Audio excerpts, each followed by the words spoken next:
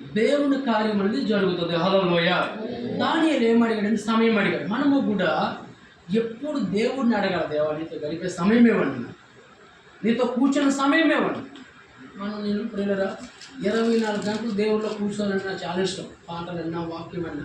కొంతమంది గంట కూర్చోడానికి ఇసిగిపోతుంటారు, 2 గంటలు కూర్చోడానికి ఇసిగిపోతుంటారు, 3 గంటలు కూర్చోడానికి ఇసుక్కోకూడదు. కానీ సమయం అనేది దేవుని సన్నిధిట గడపాలి.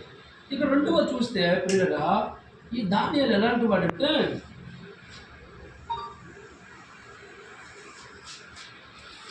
5వ అధ్యాయము 11వ వచనం. నీ రాజ్యంలో ఒక మనుషుడు ఉన్నాడు, పరిశుద్ధ దేవదూతల ఆత్మ కలిగిన వాడు. నీ తండ్రి కాలంలో దైవ జ్ఞానమును బుద్ధి తెలివి గలవాడు. ఈయనట చూడండి, దేవుని దగ్గర కోసం సమయం అడిగిన వాడు. రెండవది దేవతల ఆత్మ కలిగిన వాడు. ఏం ఆత్మ అండి? దేవదూతల ఆత్మ కలిగిన వాడు. ఆత్మ లేకపోతే నీకు కార్యాలు జరగవు. ఆత్మ నడిపింపు లేకపోతే నీకు ఆత్మ అద్భుతాలు జరగవు. హల్లెలూయా. ఇక్కడ జాగ్రత్తగా ఉండండి. ఎప్పుడు సేవకు ఆత్మ నడిపింపు ఉండాలి. దేవుడి దగ్గర రావడానికి ఆత్మ నడిపింపు ఉండాలి. దేవుడిలో ఆత్మ నడిపింపు ఎప్పుడైతే ఉండదో ఆటోమేటిక్గా ఆత్మను దేవుడే సమకూరుస్తాడు.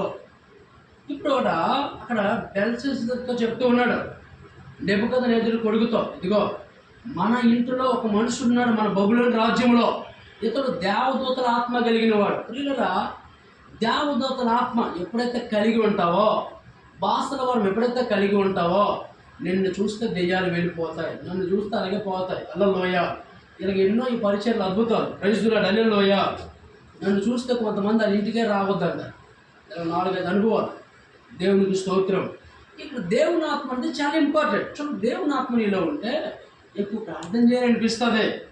దేవుని ఆత్మ మనతో పనిచేస్తే మనం మనుషుల వైపు చూడం. దేవుని ఆత్మ మనలో ఉంటే ఆత్మకార్యాలు ఆత్మదేవుడు చేస్తాడు. హల్లెలూయా.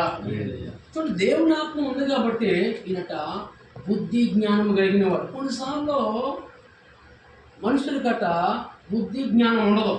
బుద్ధికి ఎలా పోల్చాడంటే కంచరగాడితో పోల్చాడు. బుద్ధి లేని కంచరగాడిని బైబిల్లో రాయాడు. చూడండి, బుద్ధి ఉండాలి. మనకేమి ఉండాలండి?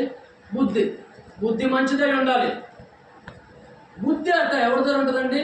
బుద్ధి జ్ఞానము సర్వ సంపదలు దేవుని యొద్ద ఉన్నాయి, గుప్తమై ఉన్నాయి. చూడండి, మనకి బుద్ధి ఎప్పుడైతే ఉంటుందో సర్వం దేవుడు నీకు ఇస్తాడు, జ్ఞానం ఇస్తాడు, సంపదిస్తాడు, అన్ని గిఫ్ట్ ప్యాకేజీలకు గుప్తంగా ఉంటాయి. హల్లెలూయా. తప్పిపోనుకో మాటకి ఏమి లేదు, బుద్ధి లేదు. ఏమి లేదండి?